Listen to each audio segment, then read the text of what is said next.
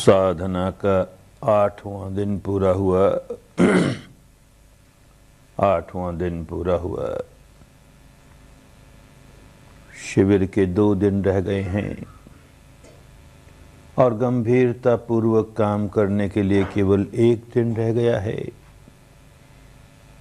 उसका खूब अच्छा लाभ उठाना है। धर्म के गंगा पर आए हैं, धर्म के शिविर में शामिल होने के लिए आए हैं, तो इन 10 दिनों में जितना हो सके उतना लाभ ले लें। और इससे बड़ी बात ये कर लें कि इस विद्या को बहुत अच्छी तरह समझ करके जाएं।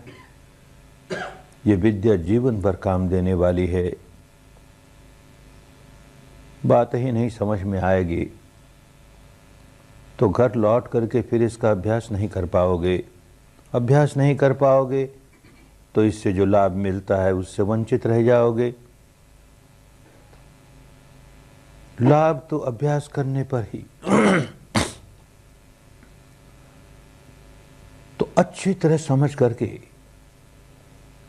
धर्म क्या है, किसको धर्म कहें, और धर्म के नाम पर हम कहां उलझ गए। धर्म कुदरत के कानून को कहते हैं, विश्व के विधान को कहते हैं, निसर्ग के नियम को कहते हैं, ऋत को कहते हैं, जिसकी हुकूमत सब पर चलती है। अणु अणु जिसे धारण करता है, जो अणु अणु को धारण करता है, ऐसा सर्वव्यापी, उसे भारत में धर्म कहा जाता था। क्या नियम है, प्रकृति के क्या नियम हैं। प्रकृति के नियम बंधे बंधाए और वो सब पर एक जैसे लागू होते हैं। वो किसी का पक्षपात नहीं करते। कोई राज्य अच्छा राज्य हो, सुराज्य हो, तो वो अपने जो नियम बनाता है, संविधान बनाता है, उस नियम में किसी एक जाति के प्रति पक्षपात नहीं होता, किसी एक वर्ण के प्रति, किसी एक संप्रदाय के प्रति पक्षपात नहीं होता। कानून सब पर एक जैसे लागू होते हैं। चोरी करता है तो कोई चोरी करे उसको वही दंड मिलेगा, हत्या करता है तो कोई करे उसे वही दंड मिलेगा। तो समझना चाहिए कि यह राज्य अच्छा है, सुराज्य है, इसके नियम अच्छे हैं। और ये कुदरत का राज्य तो अरे इतना अच्छा राज्य है। किसी राजा के राज्य में, किसी गणतंत्र के राज्य में भी भूल हो सकती है, लेकिन इस कुदरत के राज में भूल नहीं हो सकती।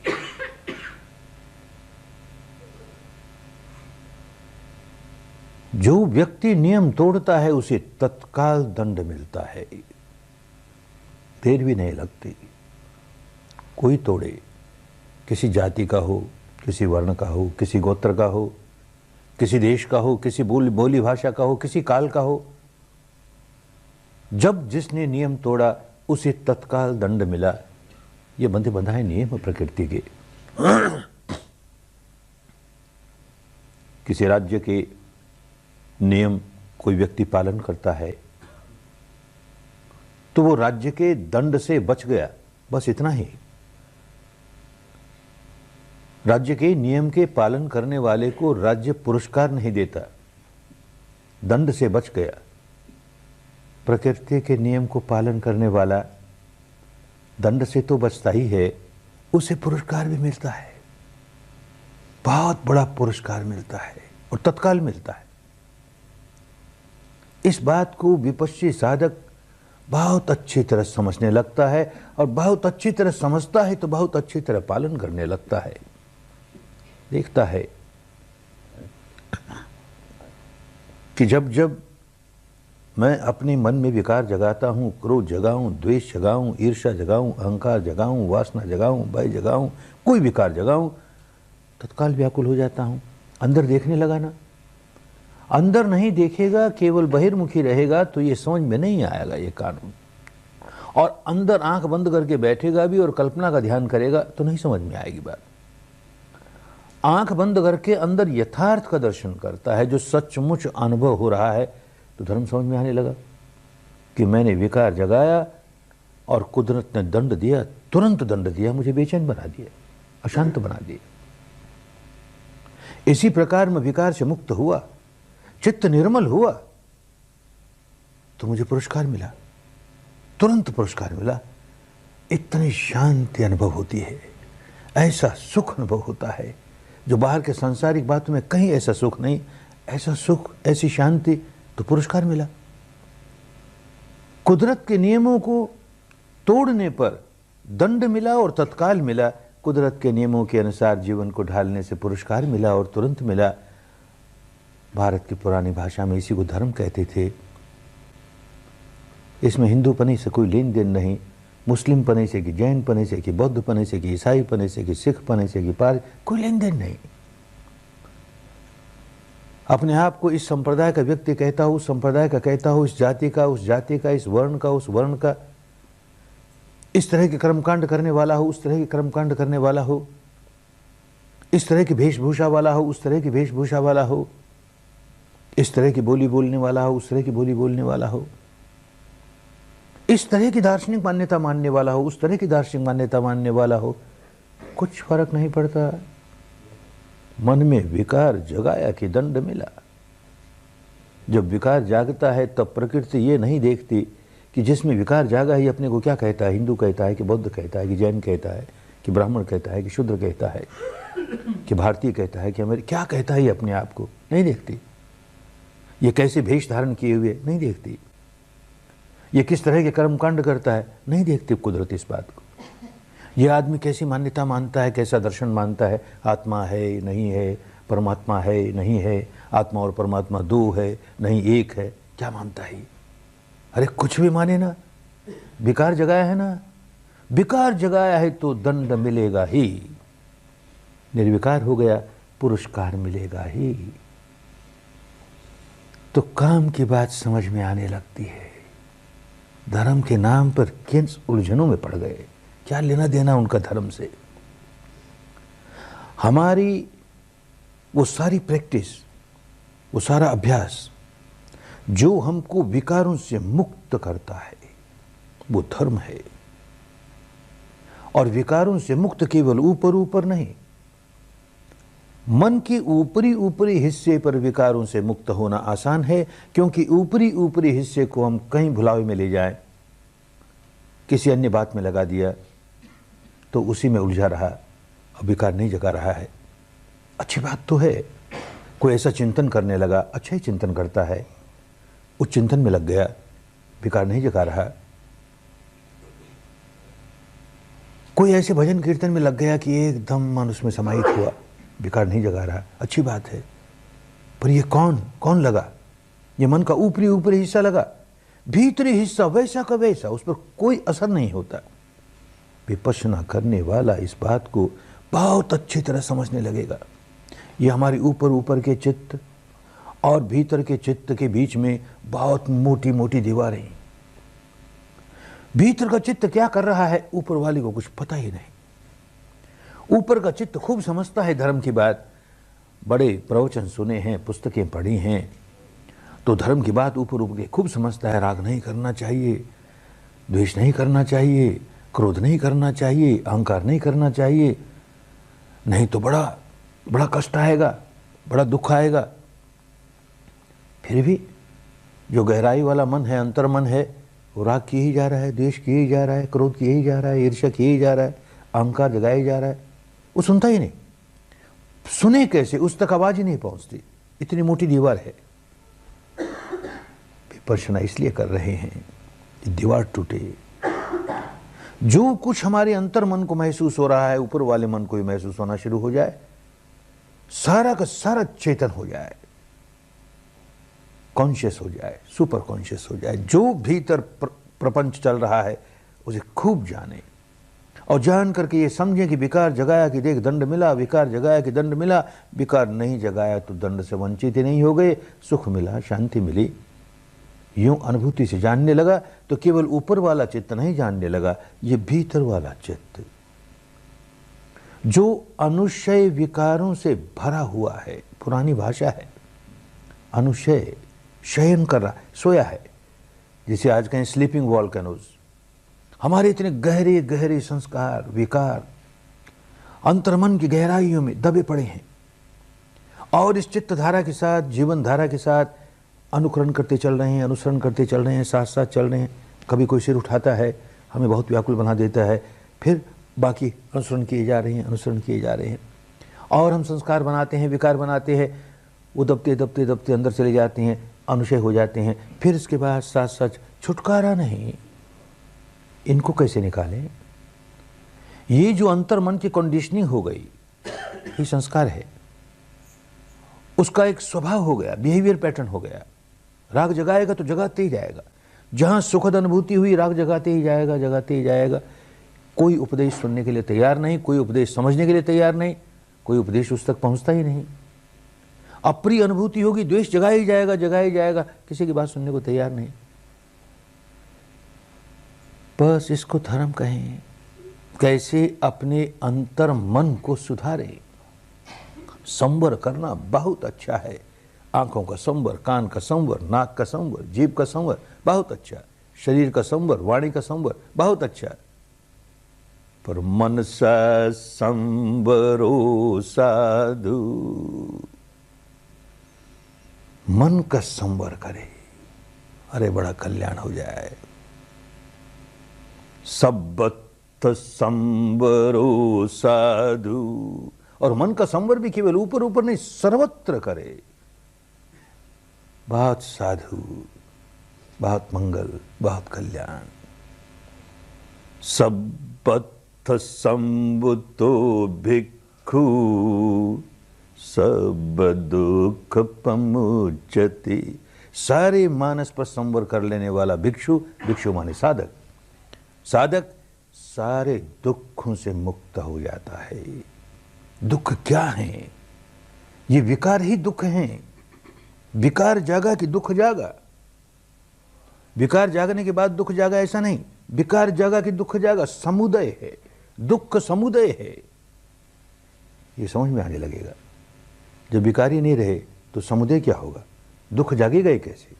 दुख ही नहीं रह गया। विकारों से मुक्त हुआ तो दुखों से मुक्त हो गया। ये कानून है कुदरत का, जो सब पर लागू होता है, एक जैसा सब पर लागू होता है। एक पुरानी घटना है, किसी एक भाई के समझ में आ गया कि धर्म तो ये है और हम कहाँ उलझे हैं, और हमारे समाज के सारे लोग कहाँ उलझे हैं। पर समझाता है, लोगों के नहीं समझ में आता, हजार समझाता है, उनके नहीं पल्ले पड़ता। अरे ये कुदरत का कानून है, सब पर लागू होता है भाई। अपने मन को मैला करोगे तुम दुखी हो ही जाओगे, मन को निर्मल कर लोगे सुखी हो जाओगे। नहीं, अपने कर्म कांडों को धर्म माने जा रहे हैं, अपनी दार्शनिक मान्यता को धर्म माने जा रहे हैं, बाहरी बाहरी दिखावे को धर्म माने जा रहे हैं। कैसे समझाए? तो एक युक्ति उसने निकाली। राजा का पुरोहित था, वो राजपुरोहित था। तो राजा को जाके कहता है कि मुझको ऐसा करना पड़ेगा लोगों को समझाने के लिए। ठीक है, राजा ने अनुमति दे दी। क्या करता है, किसी जोहरी की दुकान पर गया, हमें जेवर खरीदने हैं। देख रहा है जेवर, देखते देखते एक कीमती जेवर अपने पॉकेट में डाल लिया, और ऐसे डाला कि दुकान का मालिक देख ले उसे। अपने पॉकेट में डालते हुए दुकान का मालिक देख ले, जान करके ऐसे डाल, और चल दिया। अरे दुकान का मालिक देखता है, अजीब आदमी है, राजपुरोहित हुआ तो क्या हुआ, चुरा करके जाता है ना। पकड़ लिया उसने, तुमने चोरी की, देखो तुम्हारे पॉकेट में मेरा माल है। बात बड़ी, अदालत में गई, कचहरी में गई। तो जो न्यायाधीश है वो कहता है ठीक है तुमने चोरी की, रंगे हाथों पकड़े गए, तुम्हें दंड मिलेगा। वो कहता है पर तुम समझो तो सही, मैं ब्राह्मण हूं। तो क्या हुआ भाई, तुम ब्राह्मण हो तो क्या हुआ, चोरी की है ना, हमारे लिए तो चोर हो, तुम्हें दंड मिलेगा। अरे तुम समझो तो सही, हम ऐसा कर्मकांड करते हैं रोज, करते होगे, चोरी तो की ना, हमारे लिए चोर हो तुम। अरे तुम समझो तो सही, हम आत्मा को मानने वाले, हम पर कैसे दंड दोगे तुम। अरे तुम मानते होगे आत्मा को, हम क्या करें, तुमने चोरी की ना, तुम्हें दंड मिलेगा ही। अरे हम परमात्मा को मानने वाले, मानते हो गए, चोरी की ना, दंड मिलेगा, दंड मिलेगा ही। तो वो मुस्कुराता है और अपने आदमी को समझाता है, देखो ये तो साधारण दुनियादारी के नियम हैं। इन दुनियादारी के नियमों में, दुनियादारी वाले राज्य के नियम में पक्षपात नहीं होता। एक आदमी अपने को चाहे जिस जाति का कहता रहे, चाहे जिस वेशभूषा वाला हो, चाहे जैसे कर्मकांड करने वाला हो, चाहे जैसी दार्शनिक मान्यता मानने वाला हो, अपने मन को मैला करके नियम तोड़ा कि दंड मिलेगा ही। राजा के राज में ऐसा होता है, दंड मिलेगा ही। कुदरत के राज में तो दंड मिलता ही है। तुम समझो तो सही। यूं लोगों को समझाने की कोशिश करता है, लेकिन जब तक आदमी अपने भीतर जाके सच्चाई देखनी नहीं शुरू कर दे, बात समझ में आती नहीं। थोड़ी थोड़ी समझ में आएगी, फिर चिपकेगा, ये आत्मा है ना, ये परमात्मा है ना, ये आत्मा नहीं है ना, ये परमात्मा नहीं है ना, ये आत्मा परमात्मा दो है ना, नहीं एक है। अरे बाबा, है तो, नहीं है तो, एक है तो, दो है तो, तुझे क्या मिल गया? किस जंजाल में पड़ गया तू समझ तो सही। तू जब जब विकार जगाता है तो आत्मा है इसको मानता है तो भी दंडित होता है, आत्मा नहीं है इसको मानता है तो भी दंडित होता है, परमात्मा है इसको मानता है तो भी दंडित होता है, परमात्मा नहीं है तो भी दंडित होता है, दोनों एक हैं तो भी दंडित होता है, दोनों दो हैं तो किस सुलझन में पड़ गया? जिस बात का तुम्हारे दुखों से दूर परे कभी संबंध नहीं, जिस बात का तुम्हारे दुख को दूर करने वाली विद्या से दूर परे कभी संबंध नहीं, जिस बात का धर्म से दूर परे कभी संबंध नहीं, उसको धर्म मान लिया। कहाँ उलझ गए? क्या करने लगे? विपश्यना करने वाला आदमी से खूब समझने लगता है तो निंदा नहीं करता किसी की, किसी से घृणा नहीं करता। अरे तो आत्मा को मानने वाला गया गुजरा, अरे तो आत्मा को नहीं मानने वाला बड़ा नास्तिक। इस जंजाल में नहीं पड़ता। तो माने तो मान भाई, वो नहीं मानता तो नहीं मान भाई, है तो भी और न है तो भी, कोई परमात्मा है तो भी और न है तो भी। ये कानून तो वैसे का वैसा काम करता है। विकार जगाया कि दंड मिलता है, व्याकुल हो जाता हूं, विकार निकला कि दुखों से मुक्त हो जाता हूं। ये बात तो प्रत्यक्ष है ना। इस प्रत्यक्ष बात को तो गौण करें और जो केवल काल्पनिक बातें हैं उनको सिर पर चढ़ाए बैठे रहें तो भाई धर्म नहीं समझ में आया। मनुष्य का जीवन, इतना कीमती जीवन कहां खो दिया, किस में उलझ गए? विपश्यना करते करते करते ये खूब समझ में आने लगेगा, ये कुदरत का कानून कैसे काम करता है, धर्म कैसे काम करता है। हम बेहोशी में रहते हैं तो अपने दुखों का संवर्धन करते जाते हैं, संवर्धन करते जाते हैं, माने अपने दुखों का, अपने विकारों का संवर्धन करते जाते हैं। विकारों का संवर्धन तो दुखों का संवर्धन। होश जागता है, अपने विकारों पर संवर करना शुरू कर देते हैं। विकार बनाते नहीं, नए बनाते नहीं, पुरानों की निर्जरा होती जाती है, पुराने क्षय होते जाते हैं तो दुखों की निर्जरा होती जाती है, दुख क्षय होते जाते हैं, बंधन की निर्जरा होती जाती है, बंधन क्षय होते जाते हैं, मुक्त हुए जाते हैं, मुक्त हुए जाते हैं। ये बात खूब समझ में आने लगती है और सारी बातें गौण लगने लगेगी। ये बात प्रमुख लगने लगेगी कि अगर हमें सचमुच दुखों से मुक्त होना है, भवचक्र से मुक्त होना है, वीतरागता का अभ्यास करना पड़ेगा। वीतरागता की बातें करने से नहीं कुछ होता।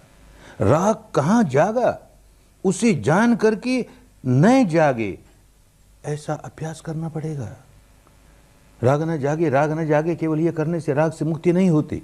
जहां जागा वहां अनुभव से जाना, जाना संधि विदिता, जान गया संधि हो रही है राग की। ए मच्चे ही, अरे ये मृत्य है, ये तो ये नश्वर है, ये भंगुर है। अब आरंभ नहीं होने देता, अनारंभी, अनारंभी। तो किसी महावीर के बोल बड़े स्पष्ट समझ में आते हैं। अरे मैं अनारंभी कोई अहिंसक कहता हूं। कोई धर्म सिखाने वाला कहता है अनारंभी कोई अहिंसक कहता हूं, और हम अपने को अहिंसक माने जा रहे हैं और आरंभ पर आरंभ किए जा रहे हैं। प्रतिक्षण चित्तधारा पर राग का आरंभ करते हैं, द्वेष का आरंभ करते हैं, किए ही जा रहे हैं। और ऊपर से ऐसा धोखा कि हम बड़े अहिंसक, हम बड़े अहिंसक। सारे समाजों में, सारे संप्रदायों में यही हो गया। सच्चाई भीतर की लुप्त हो गई, ऊपर ऊपर की बातों में सारा जीवन खो दिया। पल्ले कुछ नहीं पड़ा, लाभ कुछ नहीं हुआ। भीतर से सच्चाई देखना शुरू कर दे तो देखे कैसे आर्त ध्यान ही आर्त ध्यान चल रहा है। ये चाहिए रे, ये चाहिए रे, ये चाहिए रे, व्याकुल होता है। इसी को आर्त ध्यान कहते हैं। ध्यान तो है, उसी पर लगा है सारा ध्यान, आर्त ध्यान, आर्त ध्यान। यह रौद्र ध्यान चलता है, ये नहीं चाहिए रे, ये नहीं चाहिए रे, तो व्याकुल हो जा रहा है। आर्त ध्यान है या रौद्र ध्यान है? ध्यान तो ध्यान है। अरे यही धर्म ध्यान हो जाए। अब धर्म समझ में आने लगे कि देख, उत्पाद होता है, व्यय होता है, और इसके प्रति राग जगा रहा हूं, व्याकुल हो रहा हूं ना। उत्पाद होता है, व्यय होता है, इसके प्रति द्वेष जगा रहा हूं, व्याकुल हो रहा हूं ना। यूं धर्म समझ में आने लग जाए तो ध्यान धर्म ध्यान हो गया। धर्म ध्यान हो गया तो शुक्ल ध्यान हो गया। चित्त शुक्ल होने लगा, निर्मल होने लगा, उजला होने लगा, मैल दूर होने लगा। लोगों ने करना तो ये सिखाया, और हम कहाँ उलझ गए, कहाँ उलझ गए। खूब समझ में आएगा। इन प्रवचनों से नहीं आएगा। प्रवचन से तो यहाँ बैठे बैठे एक बात बड़ी तर्क संगत लगी, और बाहर गए तो और 10 बात सुनी तो वो तर्क संगत लगी, सब धरा रह गया। अनुभव पर उतरेगा तब 1000 तर्क कोई करता रहे, अनुभव पर उतरा है ना, खूब समझ में आएगा। सच्चाई अनुभव पर उतरे, यही साधना है, यही विपश्यना है। अनुभूति से सच्चाई को जानो तो कुदरत का कानून बड़ा स्पष्ट, बड़ा स्पष्ट। क्या कुदरत का कानून थोड़े में समझाया गया? अनिच्चवत संखार उपादवय धम्मिनो, उपादवय धम्मिनो, उपजित्वा निरुज्झन्ति ते संगभूप समो सुखो। अनिच्चावत संखार, सचमुच सारे संस्कार अनित्य हैं, अनित्य हैं। उत्पाद व्यय, उत्पाद होना, व्यय हो जाना, उत्पाद होना, व्यय हो जाना, ये इनका धर्म है। जो कुछ संसार में हो रहा है, जो कुछ संस्कार संस्कृत हो रहा है, बन रहा है, उसका ही स्वभाव है उत्पन्न होना, नष्ट हो जाना। ये जो संस्कार हम भीतर बना रहे हैं, उत्पन्न होना, नष्ट हो जाना, उत्पन्न होना, नष्ट हो जाना, ये उसका स्वभाव है, ये धर्म है उसका, ये नहीं बदलता। संस्कार अनित्य हैं, उत्पन्न होते हैं, नष्ट होते हैं, पर ये अनित्यता का जो स्वभाव है ये नित्य है, ये बना रहता है। उत्पन्न होता है, नष्ट होता है, लेकिन नष्ट होकर समाप्त नहीं हो जाता, फिर उत्पन्न होता है, नष्ट होता है, फिर उत्पन्न होता है, और जब फिर उत्पन्न होता है, प्रतिक्षण मरता है, फिर जन्म ले लेता है, मरता है, फिर जन्म ले लेता है। ये जो प्रतिक्षण पुनर्जन्म हो रहा है, प्रतिक्षण पुनर्जन्म हो रहा है, किसका हो रहा है? इसी चित्त का हो रहा है। प्रतिक्षण पुनर्जन्म हो रहा है। इस समय उत्पाद होकर व्यय हुआ और फिर दोबारा उत्पाद हुआ, पुनर्जन्म हुआ, तो जितने मैल पहले इकट्ठे किए थे उसमें और क्या जोड़ दिया, और संवर्धित होकर के हुआ, फिर व्यय हुआ और संवर्धित होकर के हुआ। यूं प्रतिक्षण प्रतिक्षण मैल बढ़ाई जा रहा है, गांठे बढ़ाई जा रहा है, अपना दुख बढ़ाई जा रहा है। इस क्षण क्रोध जगाया तो जो चित्त क्रोध का उत्पन्न हुआ, अगले क्षण समाप्त हुआ, लेकिन अगले क्षण जो नया चित्त उत्पन्न हुआ वो पुराने की ही संतान है ना, तो जो कुछ संग्रह कर रखा था उसके साथ और नया क्रोध और जोड़ दिया और बढ़ा। अगले क्षण फिर क्रोध और बढ़ा, अगले क्षण फिर क्रोध, यूं क्षण प्रतिक्षण, क्षण प्रतिक्षण अपना क्रोध बढ़ाते ही गया, घंटों बढ़ाता चला गया। भय आया तो घंटों बढ़ाता ही चला गया, वासना जागी तो घंटों बढ़ाता ही चला गया। भीतर ही भीतर संवेदना मालूम हो रही है, सुखद है तो घंटों, जब तक सुखद है राग ही राग जगाते चला गया, बढ़ाता चला गया। भीतर दुखद है तो घंटों द्वेष ही द्वेष। अरे ये संवर्धन, ये एक प्रोसेस है, इस प्रोसेस को समझें। उत्पादवय, उत्पादवय, फिर उत्पाद, फिर व्यय, फिर उत्पाद, ये संवर्धन संवर्धन संवर्धन, ये प्रोसेस ऑफ मल्टीप्लिकेशन बढ़ता ही जा रहा है, बढ़ता ही जा रहा है। ये समझ में आ जाए, अनुभूति से समझ में आ जाए तो उत्पाद हुआ और हमने संवर कर लिया। उत्पाद हुआ, एक प्रकार की संवेदनाओं की अनुभूति हुई, दुखद हुई या सुखद हुई। क्या हुआ? हमारे किसी पूर्व कर्म का फल इस संवेदना के रूप में प्रकट हुआ, प्रकट हुआ, पर हमने नया कर्म नहीं बनाया। हमने उसको अनित्य ऐसा समझ करके संवर कर लिया। हम समता में रहे, समता में रहे तो वो प्रोसेस जो मल्टीप्लिकेशन का था हमने रोक लगा दी। रोक लगा दी तो जो जागा था उसका निरुद्ध हो गया, ध्यान निरुद्ध हो गया। समय बीत जाता है, भाषा बदल जाती है, शब्दों के अर्थ बदल जाते हैं, और जब साधना नहीं रहती तो साधना संबंधी शब्दों के अर्थ बदलते हैं, बहुत हानि करते हैं।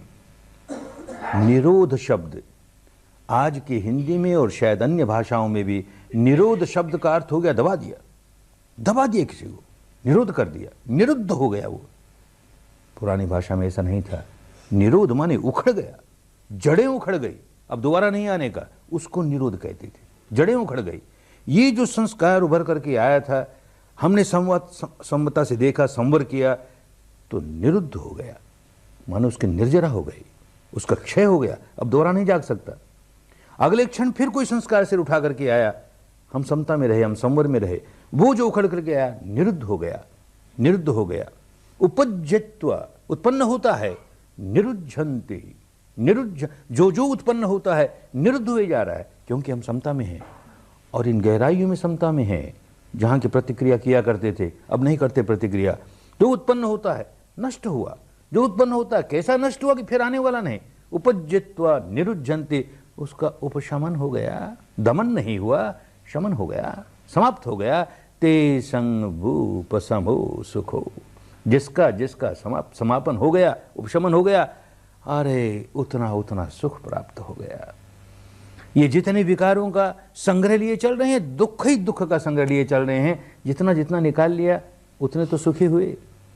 सारा निकाल लें, यही काम करते करते सारा निकाल लेंगे, सारा निकाल लेंगे तो विसंखार गतं चित्तं, चित्त संस्कारों से विहीन हो जाएगा, विकारों से विहीन हो जाएगा, तो निब्बाणं परमं सुखं, ऐसे परम सुख का अनुभव होगा जो कभी इस सांसारिक जीवन में मिल ही नहीं सकता। ऐसा परम सुख होना चाहिए ना।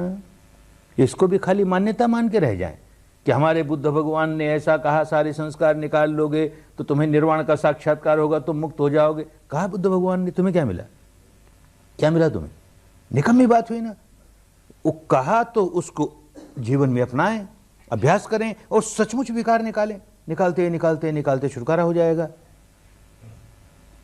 ये बात बुद्धि से भी समझनी तो है, लेकिन केवल बुद्धि से समझ के रह जाएंगे तो बात नहीं बनेगी। अनुभूति से जानेंगे कैसे संवर्धन हुए जा रहा है और कैसे संवर्धन पर रोक लगाते हैं तो कैसे विघटन हुए जा रहा है, कैसे निरुद्ध हुए जा रहा है, कैसे छुटकारा हुए जा रहा है।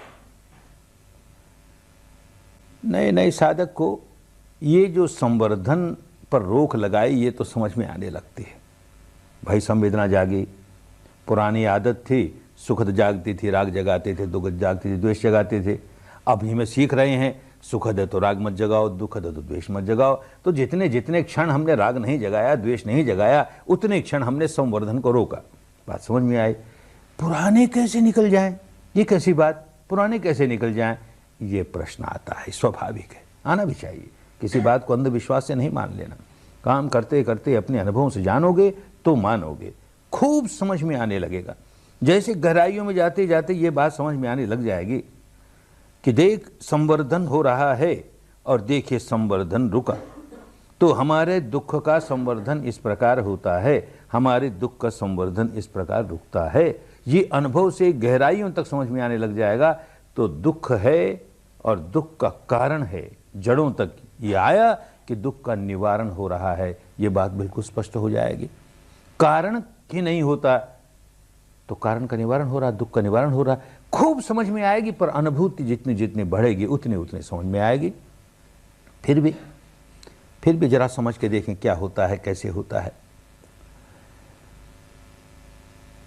जैसे संवर्धन वाली बात समझें पहले, कैसे संवर्धन होता है। उसी में समाई बात है कि कैसे रोक लग जाती है, संवर्धन रुक जाता है, जड़ें निकल जाती हैं। ये सारे प्रकृति में वही कानून चल रहा है, जो बाहर है वो भीतर है। हमने एक बीज, वट का एक बीज उपजाऊ धरती में बोया, उस नन्हे से बीज से इतना विशाल वृक्ष खड़ा हो गया, इतना विशाल वृक्ष, और देने लगा फल। बीज तो एक था, कैसे संवर्धन हो रहा है। हर मौसम में हजारों बीज, हजारों फल आ रहे हैं, हजारों फल आ रहे हैं, और वो वट का वृक्ष है। बड़ा दीर्घायु होता है, बड़ा चिरायु होता है, कभी कभी हजारों वर्ष जीता है। तो कितने फल आए, बीज तो एक डाला था, आए ही जा रहे हैं, आए ही जा रहे हैं, आए ही जा रहे हैं। पर कितना ही चिरायु हो, कितना ही दीर्घायु हो, एक समय आएगा कि वो जर्जरित हो जाएगा, बूढ़ा हो जाएगा, गिर पड़ेगा, मर जाएगा, पेड़ मर गया, अब फल नहीं आते। तो ऊपरी ऊपरी बुद्धि से समझेंगे तो हाँ भाई, एक बीज डाला था, उसके इतने फल आए, पर आखिर बात तो खत्म हो गई।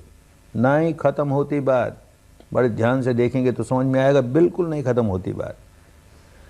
वो जो एक बीज डाला था उसकी वजह से इतने फल आए थे, एक भी फल ऐसा नहीं आता जिसमें उसी क्वालिटी का एक बीज न हो या एक से अधिक बीज न हो। हर फल में उसी का एक या अधिक बीज होगा ही।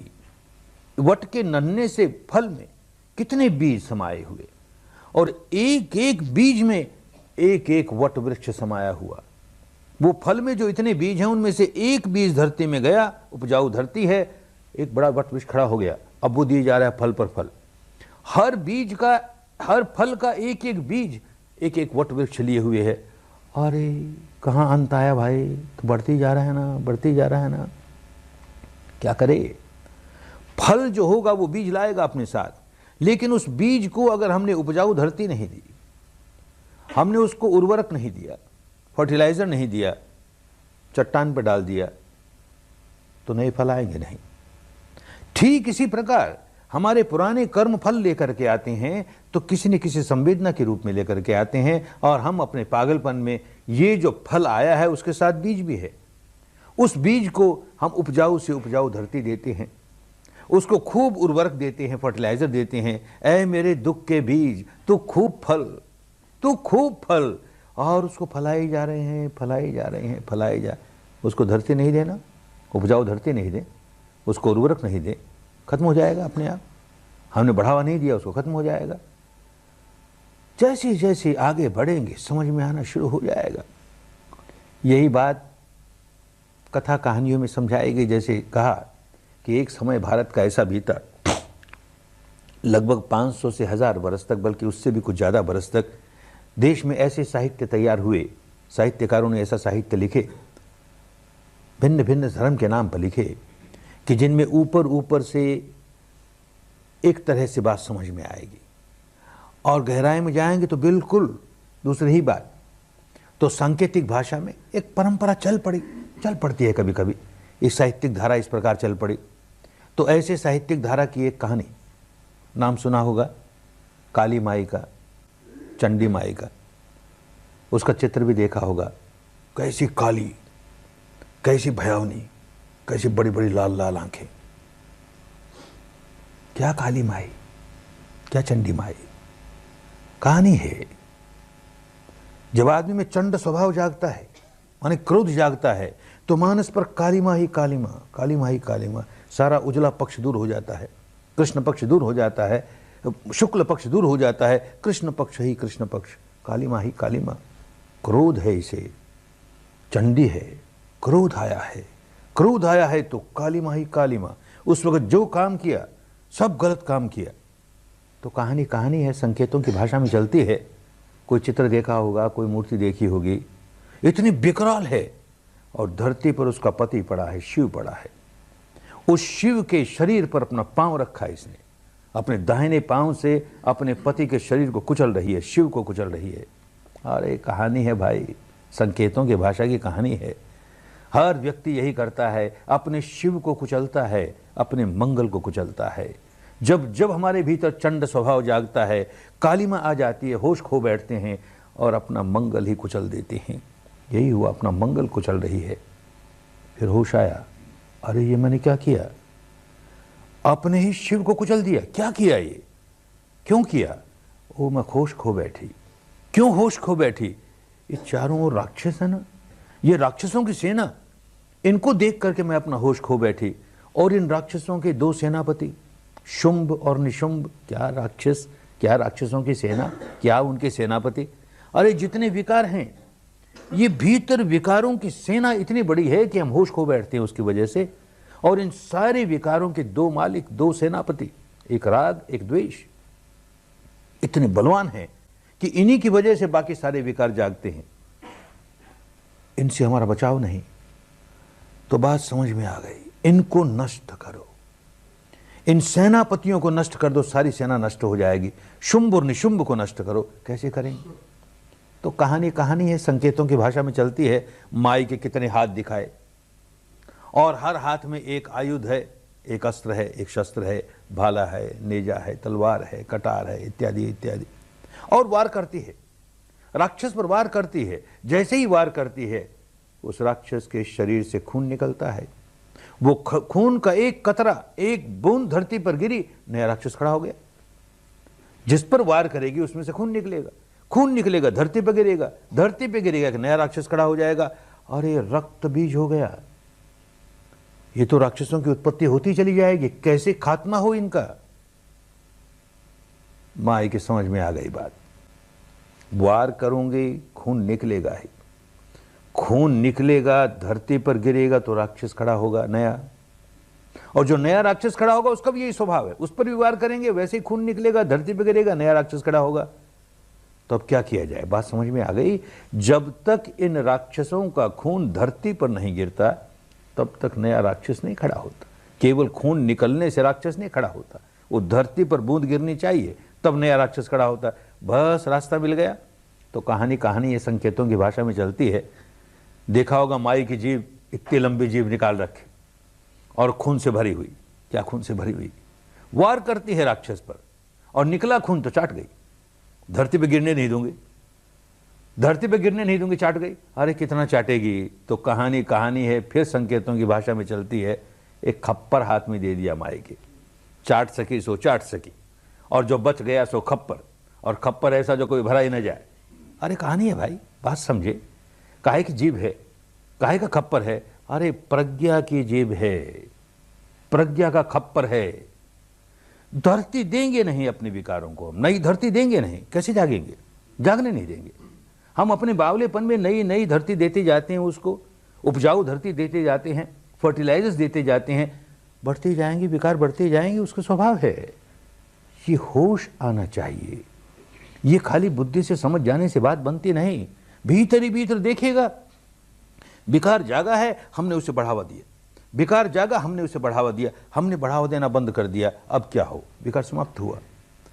ये बात अनुभूति से समझ में आनी बहुत आवश्यक है।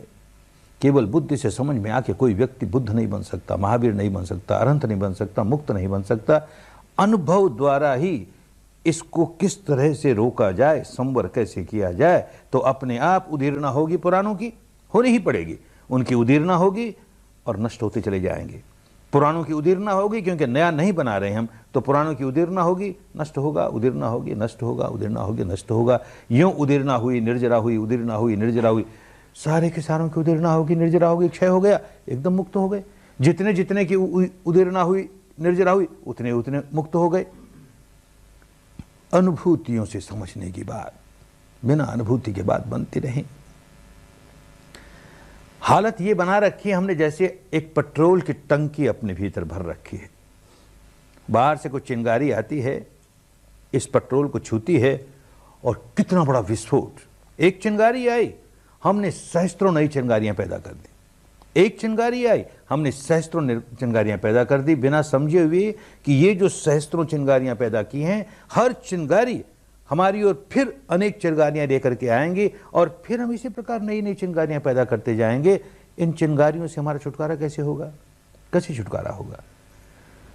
प्रज्ञा जाग जाए तो ये जो पेट्रोल की टंकी लिए बैठे हैं, सारा पेट्रोल निकाल दें इसका। अब आए ना चिंगारी, जो चिंगारी तो आती ही रहेगी जब तक पुराने कर्म इस प्रकार के हैं जो हमको जलाने वाले हैं, वो चिंगारी के रूप में हमारी ओर आएंगे ही आएंगे। हम उस पर उसको नया पेट्रोल नहीं देंगे, नया पेट्रोल नहीं देंगे तो आई। अब चिंगारी अपने साथ जितना जलावन लेकर आई वो जला के खत्म हो गई, हम उसको नया जलावन देते नहीं, बात खत्म हो गई। फिर और आई, फिर और आई। अब क्योंकि नया नहीं दे रहे हैं तो उसका त्वरितीकरण होने लगा, जल्दी जल्दी आने लगे। जो पुराने कर्मों का विपाक न जाने कब होता, अब उनका विपाक अभी होने लगा, अभी होने लगा, और जल्दी जल्दी होता है, समाप्त होता है, होता है, समाप्त होता है। यूं करते करते करते ये जो प्रज्ञा है, ये प्रज्ञा स्थित होती चली जाए, पुष्ट होती चली जाए। जैसे उस माई की बात कि वो माई जो काली थी, जो चंडी थी, अब उसके होश आ गया, प्रज्ञा जाग गई, तो वही प्रज्ञा अपने को जब मुक्त करने लगी तो वही माई दुर्गा के नाम से पूजी जाने लगी, वही माई तारा के नाम से पूजी जाने लगी। क्या दुर्गा, बड़ा दुर्गम काम है। अंतर मन की गहराइयों में जाकर विकारों के स्वभाव को पलट लेना बड़ा दुर्गम है, आसान नहीं है। ऐसा दुर्गम काम जिसने किया वो दुर्गा हो गई, पूजी गई, स्वयं को तार लिया, औरों को तारने में सहायक हो गई, रास्ता बताती है, इसलिए तारा कहलाई, दुर्गा कहलाई, पूज्य हो गई। ऐसे ही हर व्यक्ति अपने आप को विकारों से मुक्त कर सकता है। बात समझ में आ जाए कैसे करना है। पेट्रोल सारा निकाल दे और प्रज्ञा में पुष्ट होते होते होते स्थित प्रज्ञ हो गया, माने हर क्षण प्रज्ञावान है, चलते फिरते खाते पीते हर अवस्था में प्रज्ञा है, हर अवस्था में संवेदना मालूम हो रही है और उसका अनित्य बोध साथ है। हम प्रतिक्रिया नहीं करते तो स्थित हो गया, नितांत निर्मल हो जाएगा। निर्मल हो गया तो अनंत मैत्री से भर जाएगा, अनंत करुणा से भर जाएगा, अनंत मुदिता से, अनंत उपेक्षा यानी समता भाव से भर जाएगा। ये प्रकृति का अलग नियम है। चित्त निर्मल हुआ कि ये चारों गुण अपने आप आ जाएंगे। तो क्या हुआ, उदाहरण से कहें, ये पेट्रोल निकाल के बाहर फेंक दिया, अब ये टंकी हमारी शीतल जल से भर गई, मैत्री करुणा सद्भावना के जल से भर गई।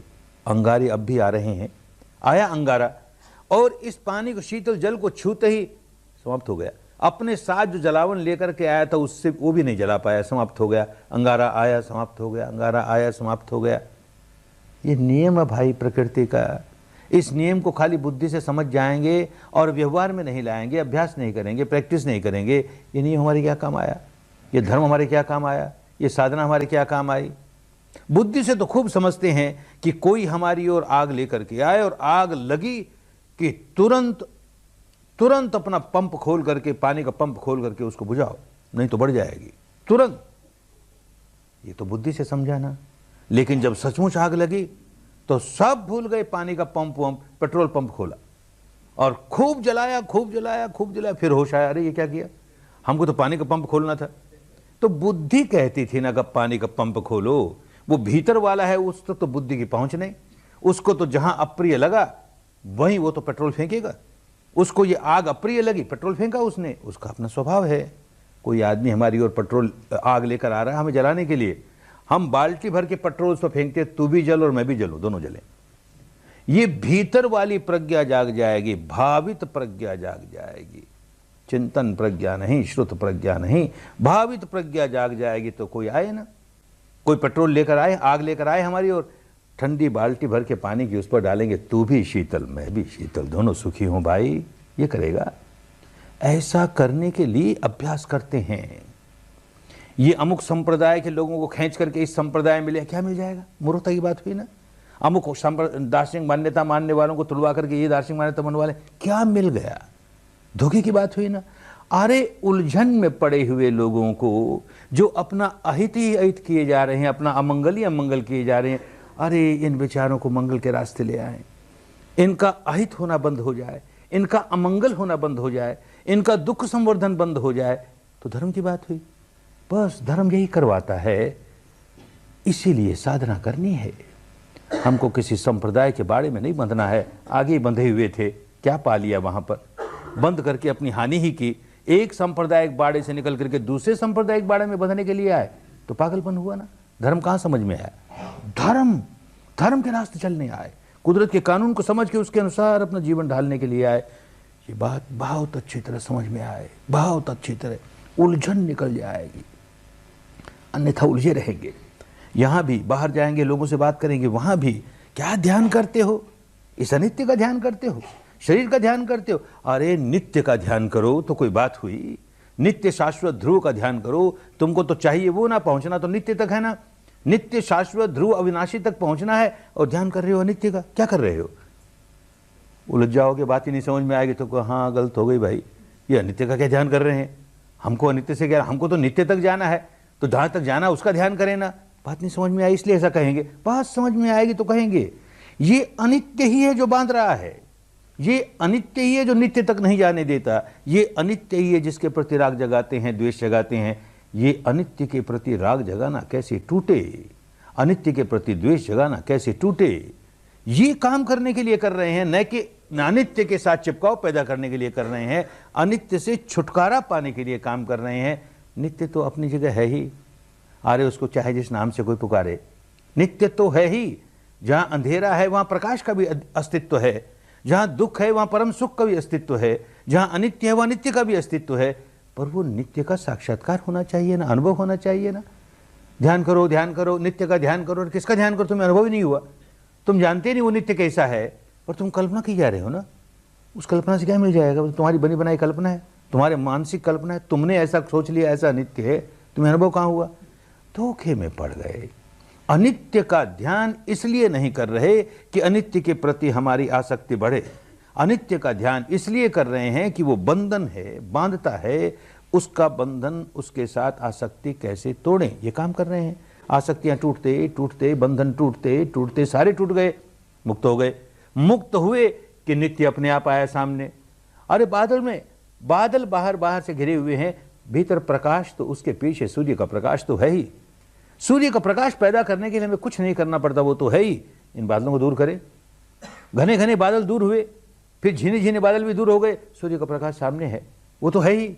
नित्य तो है ही, अविनाशी तो है ही। ये अनित्य इसके सामने दीवार की तरह खड़ा है, हमको नित्य के दर्शन नहीं करने देता। इस अनित्य को दूर करने के लिए काम कर रहे हैं। ऐसा समझ में आने लगेगा तो ये दार्शनिक लोग जो उलझाने वाले हैं, संप्रदाय वाले जो उलझाने वाले हैं, उनके उलझन में पड़ेगा नहीं, अपने काम में लगा रहेगा। हमारे काम की बात ये है, हमको यही करना है। अपने को भले जैन जैन कहे, बौद्ध बौद्ध कहे, हिंदू हिंदू कहे, मुसलमान मुसलमान कहे, चाहे जिस नाम से पुकारे, ये काम तो हमें करना ही है, हमारे अपने मंगल के लिए, हमारे अपने कल्याण के लिए, औरों के मंगल के लिए, औरों के कल्याण के लिए। इस तरह से लग जाएगा इसके पीछे, बहुत मंगल होगा, बहुत मंगल होगा। उस व्यक्ति के पास जो सम्यक संबुद्ध बना, अनेक लोग भिक्षु बन करके, अनेक लोग भिक्षुणी बन करके ये विद्या सीखते रहे, पर उनसे बड़ी संख्या तो गृहस्थों की थी, और वो गृहस्थ पुरुष भी नारी भी यही सीखते थे।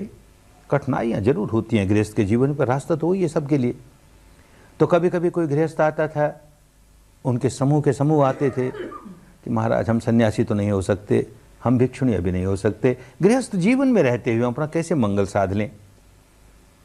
तो एक बार उनको उपदेश दिया, तुम्हारा मंगल किस बात में है, किस बात में मंगल है? गृहस्थ को अपनी जिम्मेदारियों को निभाते हुए कैसे धर्म का जीवन जिए। या तो गृहस्थ की जिम्मेदारी से मुक्त होकर के सन्यासी बन जाए, भिक्षु बन जाए, भिक्षुणी बन जाए, और सारा समय अपना इसी में लगा दे। अन्यथा गृहस्थ भी है और गृहस्थ की जिम्मेदारी को भी नहीं निभाता और काम भी कुछ नहीं करता, तो निठल्ला व्यक्ति हानि करने लगा। गृहस्थ की जिम्मेदारी निभा रहा है, फिर भी धर्म का पालन कैसे करता है? तो 38 मंगल धर्म सिखाए। गृहस्थ का ये काम उसके लिए बड़ा मंगलकारी, ये धर्म बड़ा मंगलकारी। यूं सिखाते सिखाते सिखाते जब अंत में आए तो कहते हैं, फुट्टस्सलोक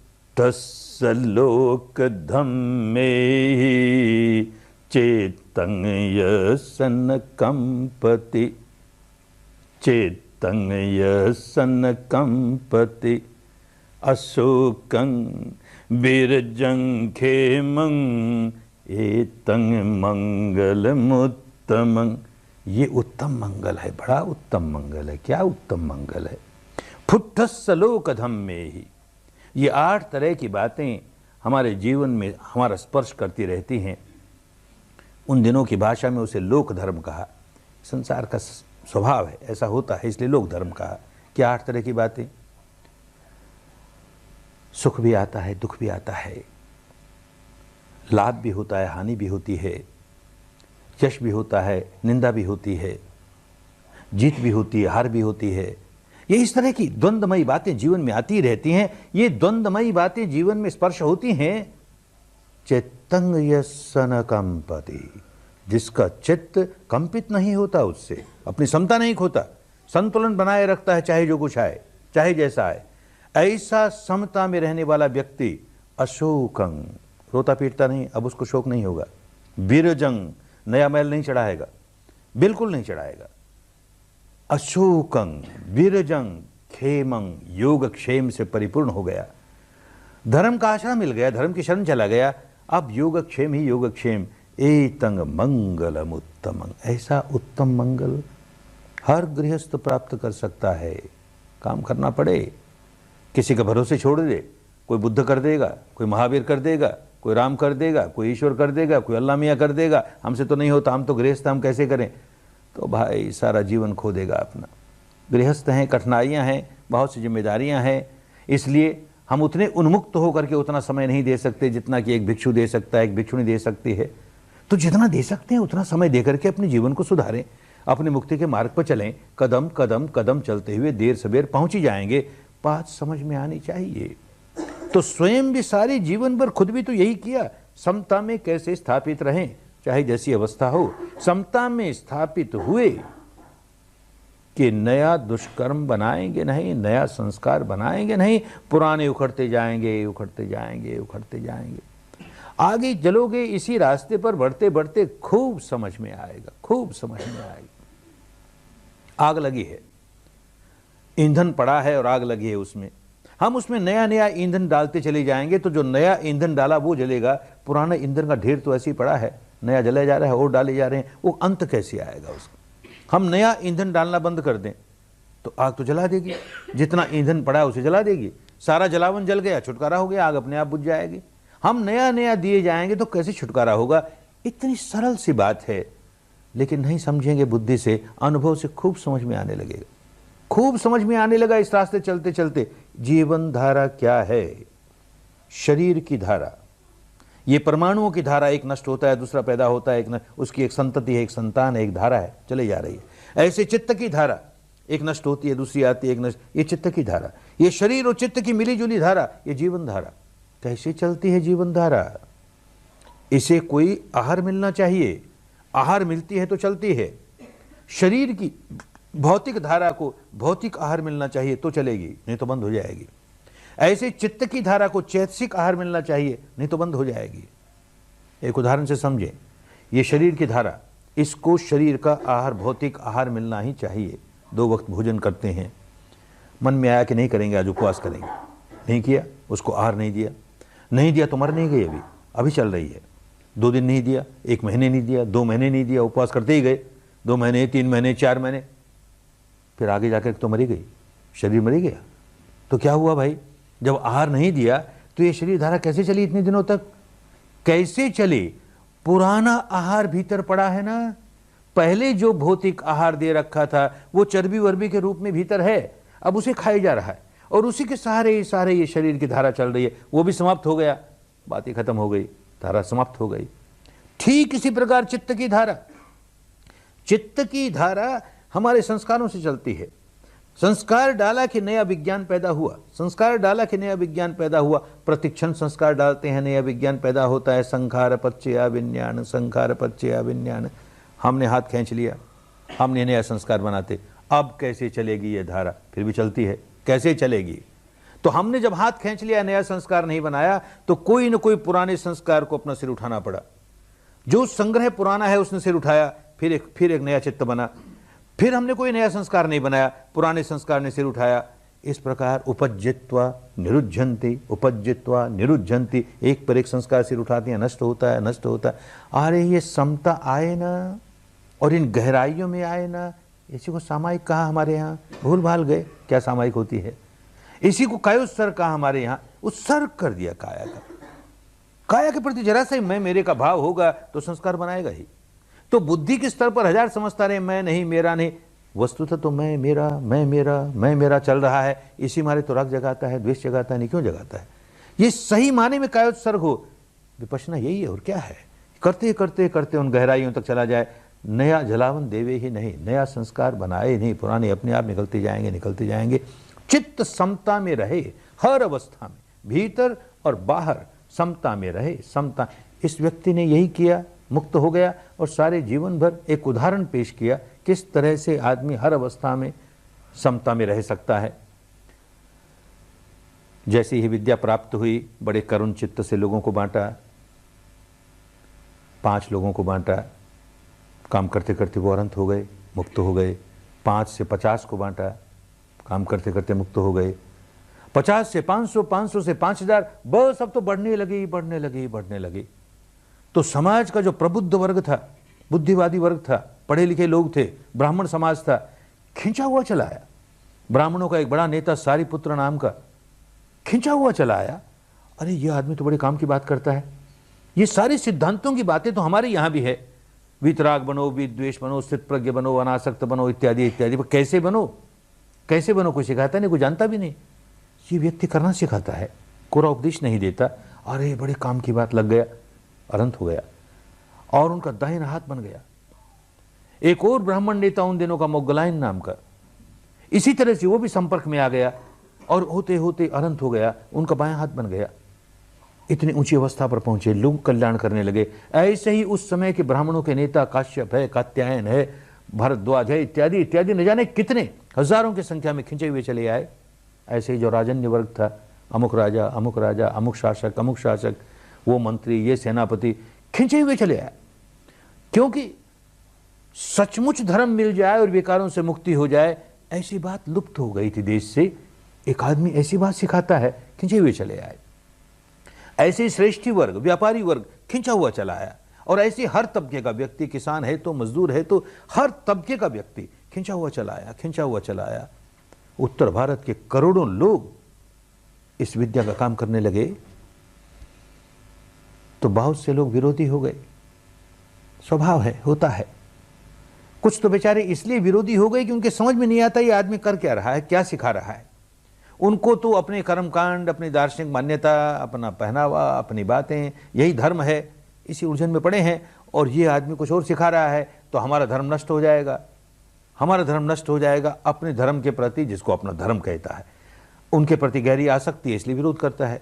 और कुछ लोग ऐसे भी हैं कि उनकी तो रोजी रोटी का सवाल, प्रतिष्ठा का सवाल। जो पुरोहितगिरी का काम करने वाले थे, अब सारी पुरोहितगिरी खत्म होने लगी। लोग कर्म कांडों में विश्वास नहीं करते तो पुरोहित का काम कैसे चले। वो तो कर्म कांड कराकर अपनी आजीविका चलाता है और बड़ी प्रतिष्ठा, उसके बड़ा सम्मान होता है। तो सम्मान पर भी चोट लगी, पेट पर भी चोट लगी, वो विरोधी हो गए। ऐसे कुछ लोग जो विरोधी, हर बात में विरोध करें और चाहें कि किसी तरह से इसका उपदेश देना समाप्त हो, लोग इसका अनुसरण नहीं करें, तो क्या करें। एक तरीका उन दिनों था जो भारत में 100 वर्ष पहले तक भी चलता था कि किसी व्यक्ति को नीचा दिखाना हो तो उससे शास्त्रार्थ करो, उससे वाद विवाद करो, पब्लिक में करो।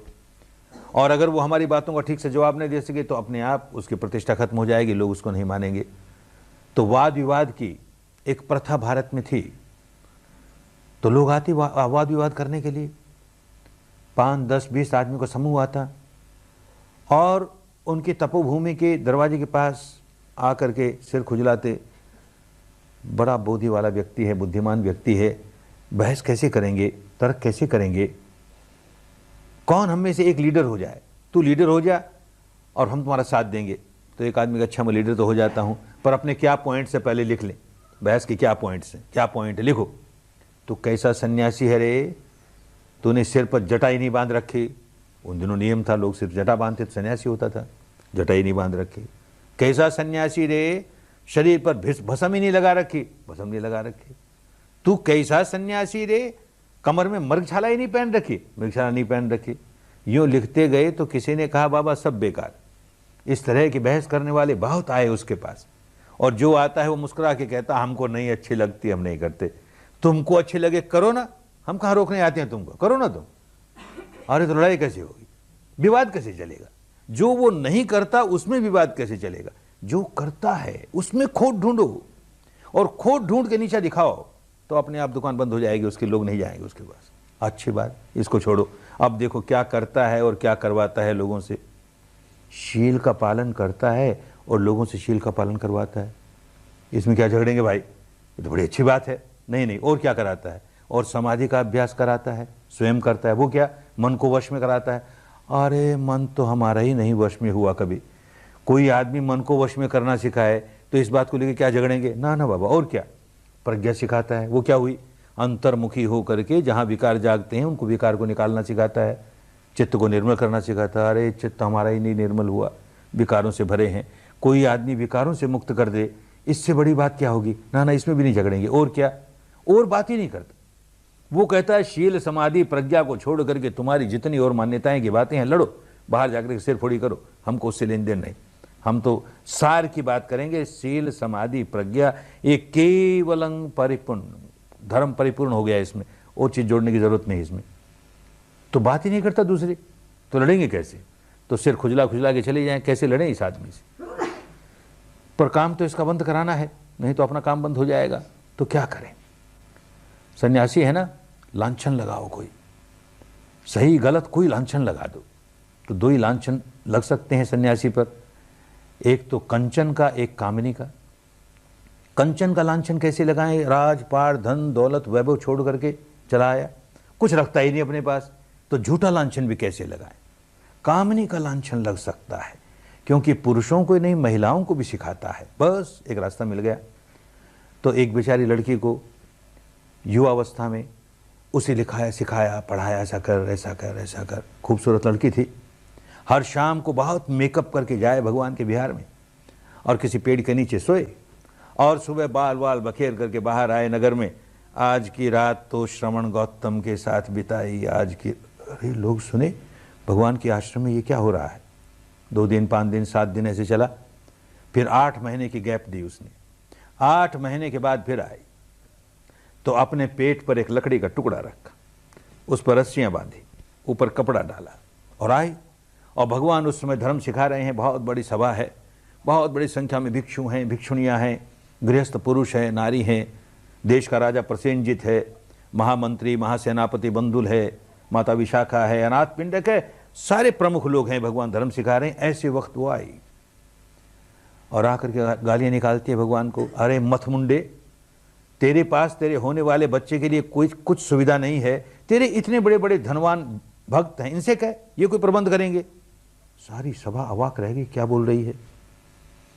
भगवान मुस्कुराते हैं, करुणा जागती है। बहुत आसान था, देश के राजा से कहते झूठ बोलती है, इसका सिर उतार लिया जाए। राजा तो भक्त था, सिर उतार ही लेता। तो भाई बुद्ध बुद्ध नहीं होता, प्यार जागता है, करुणा जागती है। अरे मेरी भोली बेटी, तू क्या बोल रही है? तू जो बोल रही है उसकी सच्चाई तू भी जानती है, और मैं भी जानता हूं क्या बोल रही है। बेचारी घबराई, अब क्या करे? तो कहानी कहानी है। हर महापुरुष के साथ ही जो भगत लोग होते हैं, ये न जाने कितनी कहानियां साथ जोड़ देते हैं। जैसे ही ये घटना घटी, ऊपर आसमान में, स्वर्ग में इंद्र महाराज का आसन हिल गया। क्या हुआ रे? धरती पर क्या हो रहा है? कोई भगवान बुद्ध को गाली दे रहा है? तो इंद्र महाराज चले आए नीचे, और एक चूहे का रूप धारण किया, और उस लड़की के लहंगे में घुस गए, और वो रस्सियां उसियां काट दी, लकड़ी का टुकड़ा गिर पड़ा। होगा, सही भी होगा, क्योंकि जब अच्छे काम में लगते हैं तो सारे देवता मदद करते हैं, होगा, हम उसका विरोध नहीं करते।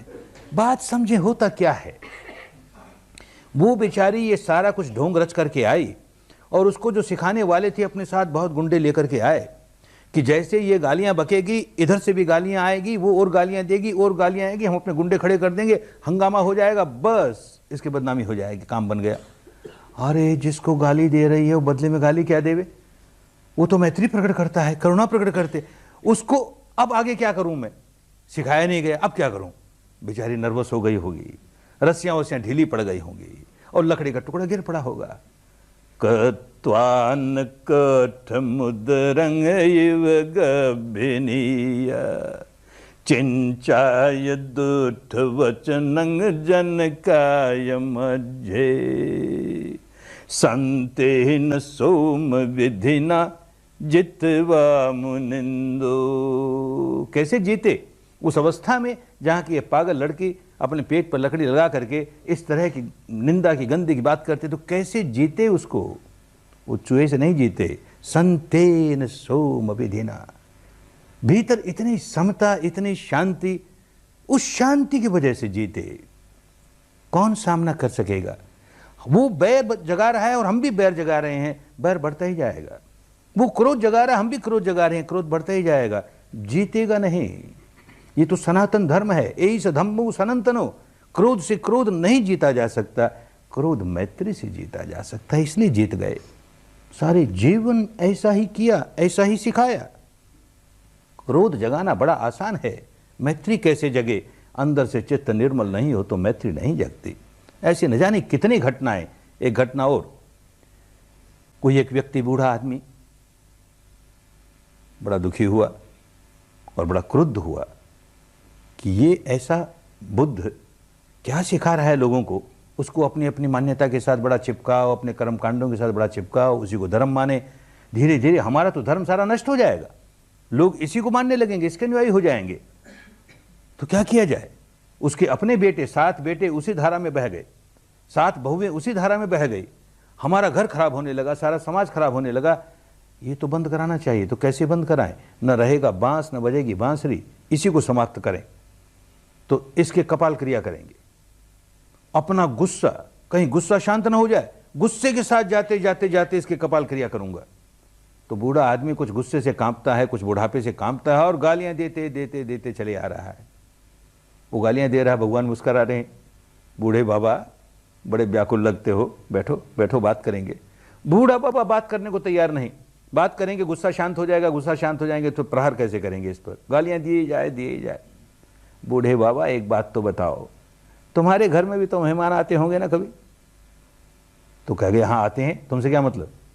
एक बात और बता दो, ये जो मेहमान आते हैं कभी कभी तुम्हारे लिए उपहार लेकर आते होंगे? हाँ लेकर आते हैं, तुमसे क्या मतलब? एक बात और बता दो, कोई व्यक्ति तुम्हारे घर में मेहमान बन करके आए और कोई उपहार लेकर के आए, भेंट लेकर के आए, और तुम वो भेंट नहीं स्वीकार करो, तब उस भेंट का क्या हो? अरे क्या हो? जो लेकर आया उसके पास रह गई, और क्या हो? इतनी मामूली बात क्या पूछते हो? बूढ़े बाबा यही कहना चाहता हूं, तुम हमारे घर में मेहमान बन करके आए और ये गालियों का उपहार लेकर के आए, भेंट लेकर के आए, हम तो नहीं स्वीकार करते, तुम्हारी भेंट तुम्हारे पास। अरे बूढ़े की बात समझ में आई। बड़ा समझदार आदमी था। ये तो अपनी मान्यताओं का चिपकाव होता है, झीना सा पर्दा, कर्मकांडों का चिपकाव होता है, वो सही बात समझने नहीं देता। जरा दूर हुआ, बात समझ में आ गई, ये कैसा व्यक्ति और हम कैसे व्यक्ति।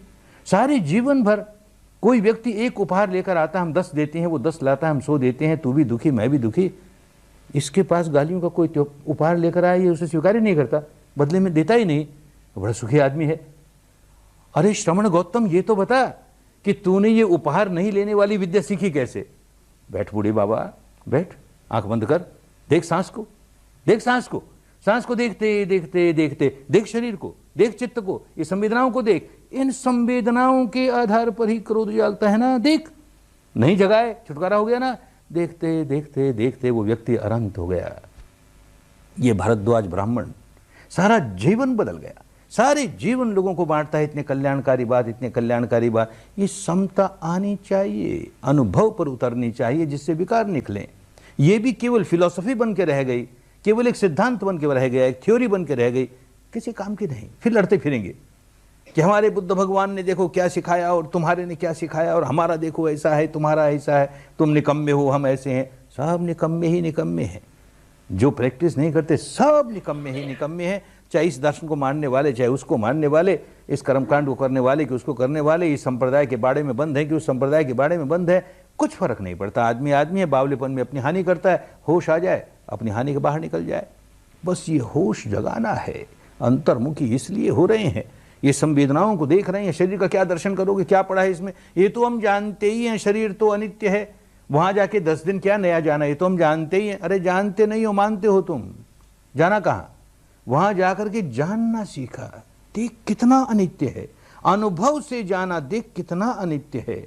और ये भी जाना कि इसी अनित्य के प्रति ऊपर ऊपर से कहता हूं कि ये अनित्य है, नश्वर है, भंगुर है, इसके प्रति राग मत करो, द्वेष मत करो।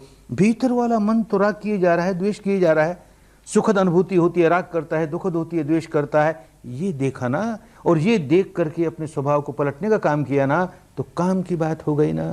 केवल सिद्धांतों की बात नहीं है, कोई फिलोसफी की बात नहीं है, किसी संप्रदाय की बात नहीं है। नियम है कुदरत का। जब तक हम शरीर के साथ आसक्त हैं और उसके साथ तादात्म्य भाव है, चित्त के साथ आसक्त हैं और उसके साथ तादात्म्य भाव है, मैं मेरे का भाव है, तब तक राग जगाए ही जाएंगे। हर संवेदना अगर प्रिय होगी तो क्योंकि मैं का भाव है, मेरे का भाव है, मुझे प्रिय लग रही है, बड़ी अच्छी लगती है मुझे, तो राग जगाएगा ही। अप्रिय संवेदना मुझे बुरी लगती है, मुझे नहीं चाहिए, द्वेष जगाएगा ही। ये मैं मेरा कैसे टूटे? उपदेशों से नहीं टूटता। ये सुखद दुखद आती रहती हैं, कैसे निकले इसके बाहर? ये समता भीतर तक आ जाए, जीवन में उतरनी शुरू हो जाए, जीवन में उतरनी शुरू हो जाए। इसका मतलब ये भी नहीं समझना चाहिए, कभी कभी साधकों को ये भ्रांति हो जाती है कि हम वहाँ जाके विपश्यना सीख के आए तो अब कोई आदमी अनुचित भी व्यवहार हमारे साथ करता है तो करे भाई, हम कोई प्रतिक्रिया नहीं करते, तो जैसे हम तो साग भाजी की तरह हैं, कोई आए हमको काट जाए, हम विपश्यना वाले हैं। नहीं, बात समझ में आई, गृहस्थ हैं, जिम्मेदारियों का जीवन जीना है। बहुत बार ऐसी अवस्था पैदा होगी कि जहां पर हम किसी को बहुत मृदुल कोमल भाषा में समझाएंगे, ये भाई ठीक नहीं है, तेरा ये कहना ठीक नहीं, तेरा ये करना ठीक नहीं, फिर भी उसके समझ में नहीं आएगा, तो बहुत कठोर भाषा का, बहुत कठोर शारीरिक कर्म करेंगे। शरीर और वाणी से कठोरता का कर्म करना दोष नहीं है, पर कटुता नहीं आएगी। कठोरता और कटुता में जमीन आसमान का अंतर है। एक उदाहरण से समझें, एक बच्चा सांप की ओर भाग रहा है, उसे पकड़ने के लिए आग की ओर भाग रहा है। अब उसे क्या समझाएं कि वो तेरा काल है, उस ओर मत जा, समझेगा नहीं, तो सारा बल लगा के उसे दूर करते हैं, उसके भले के लिए दूर करते हैं। जब उसको दूर करते हैं उसको बहुत बुरा लगता है, वो रोता है, और हम दूर करते हैं तो उस पर क्रोध नहीं है, करुणा है, अरे अपनी हानि कर लेगा, इसलिए बलपूर्वक उसे दूर करते हैं। भीतर करुणा है, क्रोध नहीं है, तो समझो धर्म है। बल का प्रयोग करना पड़ा, क्या किया जाए।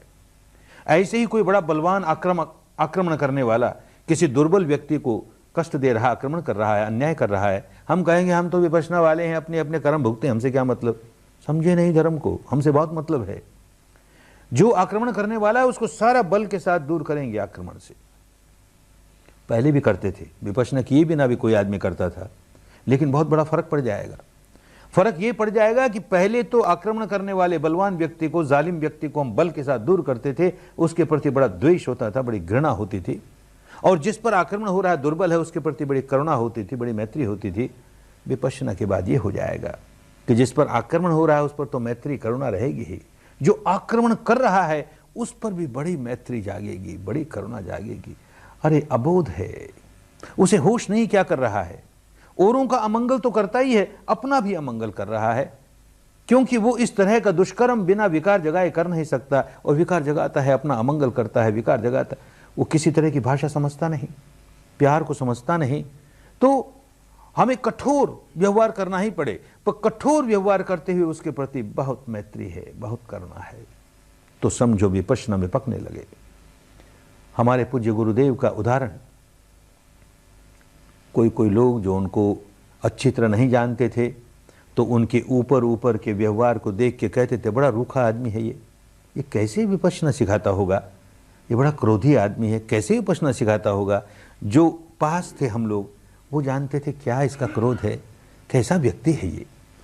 बड़ा अनुशासन प्रिय था, सरकार का बड़ा अफसर था, तो अपनी ऑफिस में भी कोई व्यक्ति अनुशासन तोड़े नहीं, बहुत अनुशासन के साथ सारा काम होना चाहिए। और आश्रम में भी, तपोभूमि में भी बहुत कड़ा अनुशासन। नियम बना दिया और वहाँ चुरपुर बात किए जा रहे हैं, नियम बना दिया, यहाँ हॉल में तो नहीं आए, वहाँ सोए जा रहे हैं, नहीं चलेगा उनके यहाँ, बिल्कुल नहीं चलेगा, बहुत कड़ाई के साथ। तो देखते हैं किसी आदमी को शून्यागार से निकला और इधर उधर फिर के, अरे क्या करने आए, महाराज अमुक बात हुई, अमुक बात हुई, ठीक, जाओ फिर करो। फिर थोड़ी देर बाद निकला, अरे क्या करने आए, महाराज ऐसा हो गया, कोई बहाना बना, जाओ काम करो, इस वक्त ध्यान करने का समय। फिर देखा तो मुस्कुराते हुए कहते हैं गोइनका, जरा उसको कठोरता से बोलना पड़ेगा, नहीं तो समझेगा नहीं वो। तो 2-4 सीढ़ियां ही हैं, जैसे यहां पीछे शून्यागार है, इस तरह शून्यागार की लाइन है, चले गए 2-4 सीढ़ियां उतरे, और उसके दरवाजे, उसके कुटिया के सामने, उसके शून्यागार के सामने दरवाजा खटखटाया, उसने दरवाजा खोला और इतने जोर से बोले, अरे बाप रे, विपश्यना का योगी है ना, महान योगी है, बोलता है जोर से तो जैसे भूचाल आ गया, सारा आश्रम कांप उठता है उनकी वाणी से, बोले बड़े जोर से। और आए 4 सीढ़ियां ही तो है, आए हंसते हंसते गोइनका बोली आया, उसको बड़े जोर से बोली आया। अरे कैसा गुस्सा है इस आदमी का, क्या गुस्सा, इतना प्यार है, भीतर इतनी करुणा है, वो यही लैंग्वेज समझेगा, दूसरी भाषा समझेगा नहीं। तो कठोरता का ही व्यवहार उसके साथ उसके लिए कल्याणकारी होगा। ऐसा हो जीवन में, ये नहीं कि हम कठोरता के साथ कटुता का व्यवहार कर जाएं और उसके बाद उसका न्यायीकरण करें, जस्टिफिकेशन करें, वो समझता ही नहीं, क्या करें, इसलिए हमको ऐसा करना पड़ा, क्या करें, इसलिए ऐसा करना पड़ा, तो अपने को कैसे सुधारेंगे? जब जब कठोरता का व्यवहार करना पड़ जाए तो पहले अपने आप को जांच के देखें भीतर हमारी क्या अवस्था है। चित्त समता में है ना? उसी व्यक्ति के प्रति जिसके प्रति कठोर व्यवहार करना है, कहीं कटुता तो नहीं ना, इसके प्रति कहीं द्वेष तो नहीं ना, कहीं दुर्भावना तो नहीं ना, मैत्री है ना, करुणा है ना, अब करो कठोर व्यवहार, कोई दोष की बात नहीं।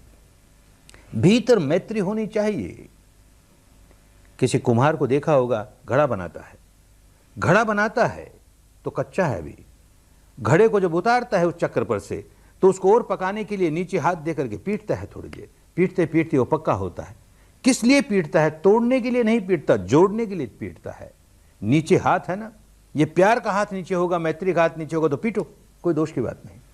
और ये मैत्री का हाथ नहीं है, कटुता है, केवल द्वेष ही द्वेष है। अरे अपनी हानि कर ली, दूसरे का क्या भला करेगा रे? लंगड़ा आदमी दूसरे लंगड़े आदमी को क्या सहारा देगा? अंधा आदमी किसी दूसरे अंधे आदमी को क्या रास्ता बताएगा? अपनी हानि कर लेना। जैसे ही भीतर कटुता जगाई, क्रोध जगाया, अपनी हानि कर लेना। स्वार्थी बनो, भगवान ने कहा खूब स्वार्थी बनो। मनुष्य का जीवन है ना, खूब स्वार्थी बनो, पर स्वार्थ तो समझो, तुम्हारा स्वार्थ किस बात में है? तुम्हारा अर्थ कहां सिद्ध होता है? अपने चित्त को निर्मल करने में तुम्हारा अर्थ सिद्ध होता है, उसको मत भूलो। चित्त को निर्मल रखो, फिर बाहर जो काम करने हैं सारे काम अच्छे होंगे, चिंता करने की बात नहीं। कहा भगवान ने कि मैं इस संसार में 4 तरह के आदमी देखता हूं। सचमुच 4 तरह के लोग हैं इस संसार में। एक तरह का वर्ग ऐसा है, एक तरह के लोग ऐसे हैं जो अंधेरे से अंधेरे की ओर भागे चले जा रहे हैं। एक वर्ग ऐसा है जो प्रकाश से अंधेरे की ओर भागा चले जा रहे हैं। कुछ लोग ऐसे हैं जो अंधेरे से प्रकाश की ओर भागे चले जा रहे हैं। कुछ ऐसे हैं जो प्रकाश से प्रकाश की ओर भागे चले जा रहे हैं। उन्होंने कभी कोई बात रहस्य में समझाई, कही नहीं, उलझन में कही नहीं, कही तो उसको तुरंत समझाया, नहीं तो न जाने लोग आगे जाकर क्या क्या अर्थ करने लगेंगे। क्या प्रकाश है, क्या अंधकार है, समझाते हैं।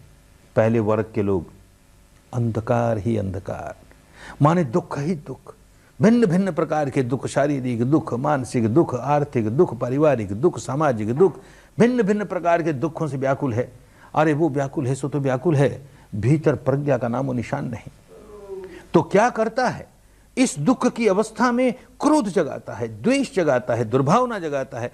मुझको ये दुख इस व्यक्ति की वजह से हुआ, मुझको ये दुख इस स्थिति की वजह से हुआ, इस घटना की वजह से हुआ। द्वेष ही द्वेष, द्वेष ही द्वेष। ये जो दुख है सो तो पुराने कर्मों की वजह से आया।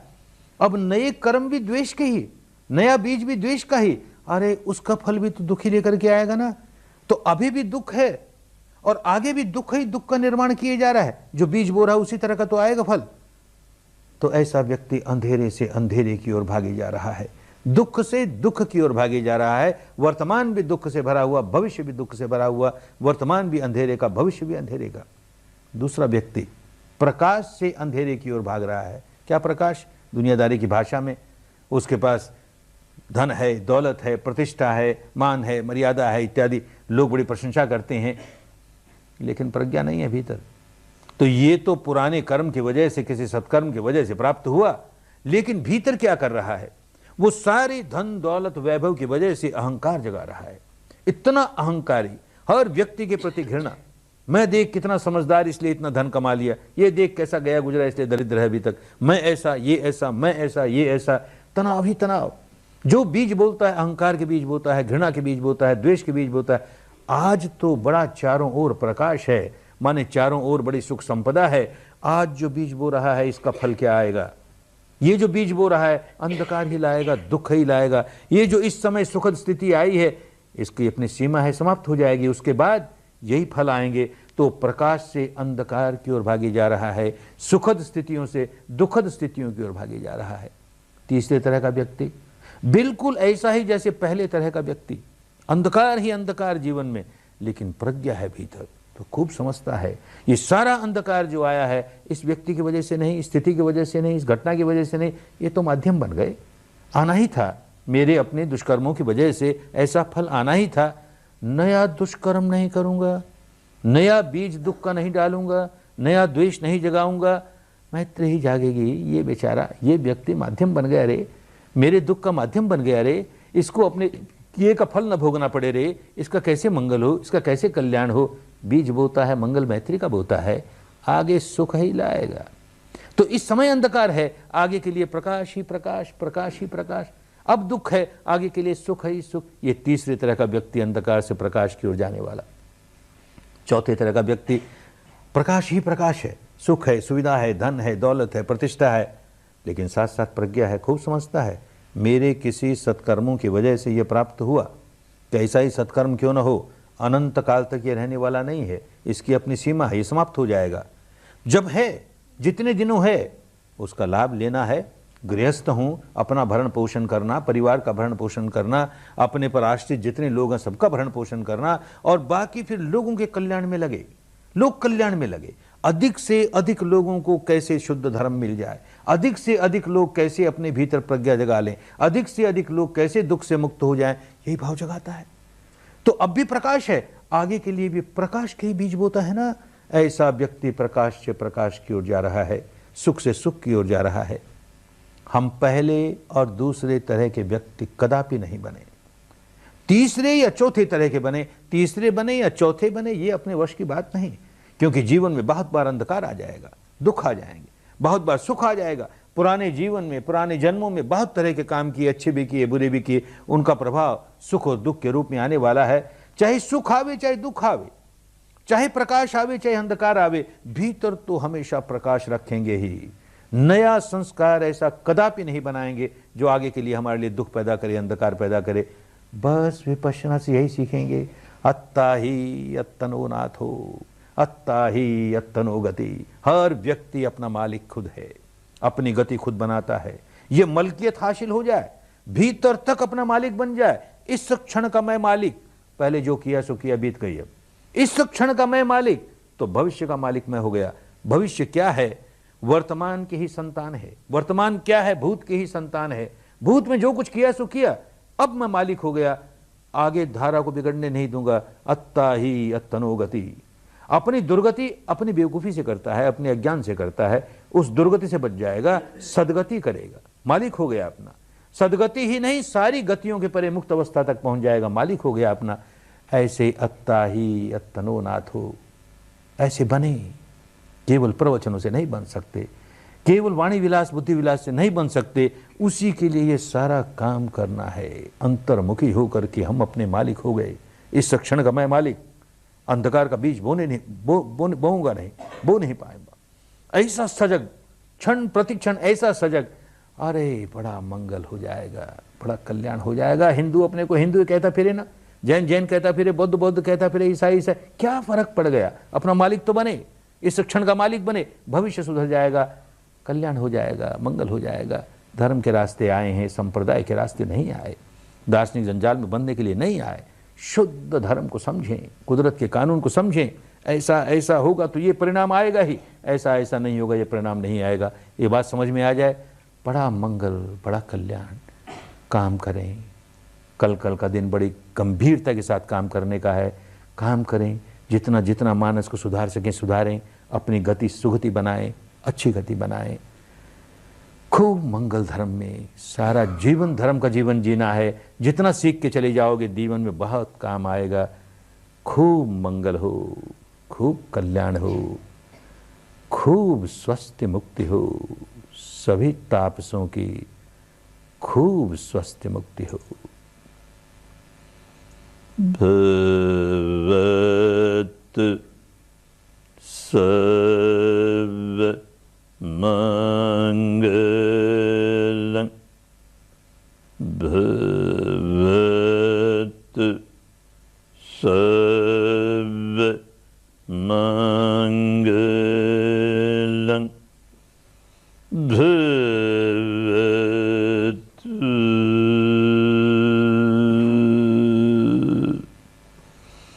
सर्व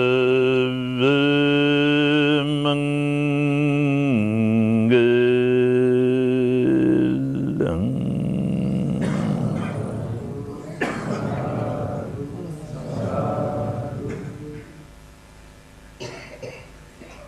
फलहु फलहु फलहु।